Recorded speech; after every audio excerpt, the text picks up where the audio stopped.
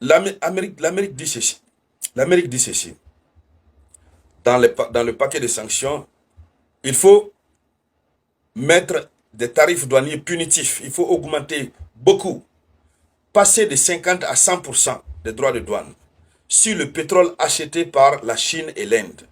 Donc il faut sanctionner la Chine et l'Inde qui achètent le pétrole avec la Russie parce que ces deux États refusent d'arrêter de payer le pétrole avec la Russie. Donc en plus des sanctions existantes, il faut sanctionner la Chine et l'Inde.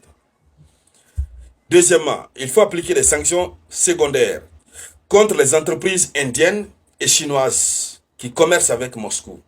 Donc il faut les sanctionner sévèrement. Là, ce n'est plus la Russie qui est visée, hein, ce sont ceux qui commercent avec la Russie qui sont visés.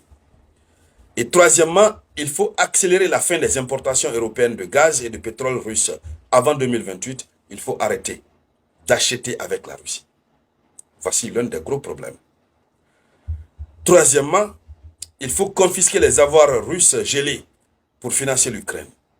Tout l'argent qui appartient à la Russie, qui se trouve dans leur banque, il faut tout prendre pour financer l'Ukraine.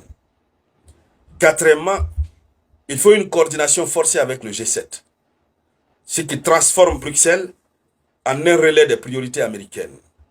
Donc, et derrière la Russie, Washington vise clairement Pékin et New Delhi. Donc, que la Chine soit sanctionnée, que l'Inde soit sanctionnée. Alors, voici la situation. Mais c'est une situation qui fragilise l'Europe. Parce que l'Europe a un accord commercial inestimable avec la Chine. Et l'Inde aussi. Le troisième vrai problème, c'est que l'Europe, il y a des pays qui sont extrêmement dépendants du pétrole et du gaz russe. Ils ne peuvent pas arrêter.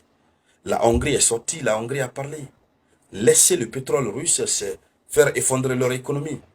Donc toutes les sanctions ou toutes les stratégies diplomatiques à mettre en œuvre, si ça n'arrange pas leur économie, ils ne sont pas dedans.